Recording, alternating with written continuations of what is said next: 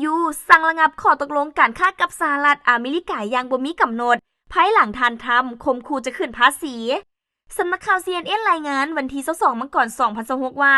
สหภาพยุโรปหรือ EU ตัดสินใจระงับการอนุมัติข้อตกลงการค้ากับสหรัฐอเมริกาอย่างบ่มีกำหนดย้อนความเข่งตึงทางด้านการเมืองและการค้าภายหลังที่ประธานาธิบดีโดนัลด์ทรัมป์ของสหรัฐอเมริกา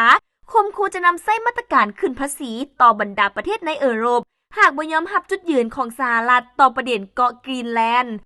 การตัดสินใจดังกล่าวเกิดขึ้นโดยคณะกรรมาธิการด้านการค้าของสหภาพยุโรปซึ่งมีมติให้ยุติทุกขบวนการที่เกี่ยวข้องกับข้อตกลงการค้า EU-US จนกว่าสถานการณ์ทางด้านการเมืองและสายพัวพันระหว่างสองฝ่ายจะมีความชัดเจนหลายขึ้นท่านเบิร์นลังเกอร์ประธานคณะกรรมาธิการด้านการค้าของรัฐสภายุโรประบุว่า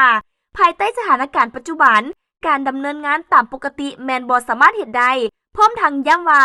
การข่มขู่ทางด้านภาษีแมนบ่สอดคล้องกับหลักการร่วมมือระหว่างพันธมิตรทางด้านเศรษฐกิจ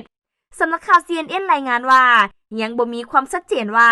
การระงับครั้งนี้จะนำไปสู่การยกเลิกข้อตกลงอย่างถาวรหรือเป็นเพียงการชะลอการเจรจาเพื่อหาทางออกใหม่ในอนาคต